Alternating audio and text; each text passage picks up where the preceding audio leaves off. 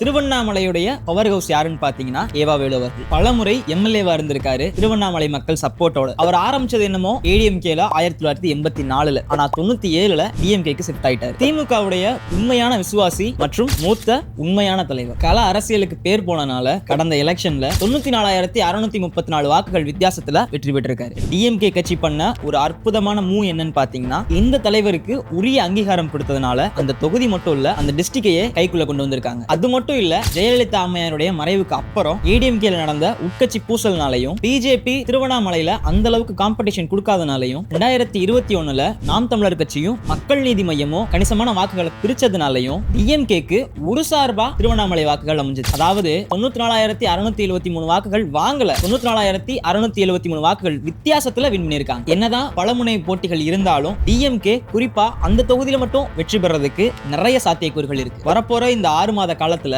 என்ன மாதிரியான அரசியல் நகர்வுகள் பண்றாங்கன்றத பொறுத்துதான். உதாரணத்துக்கு சொல்லணும்னா, நாம் தமிழர் கட்சியோட பெர்ஃபார்மன்ஸ், ஒருவேளை டிவிகே ஏடிஎம்கே பிஎம்கே கூட்டணி வச்சா இந்த தொகுதியில அவங்க வெற்றி பெறதுக்கான சாத்தியக்கூறுகள் அதிகம், இல்லைன்னா கஷ்டம் தான். உங்களை பொறுத்தவரை இந்த தொகுதியில கள அரசியல் நிலவரம் எப்படி இருக்குன்றத கமெண்ட்ஸ்ல சொல்லுங்க.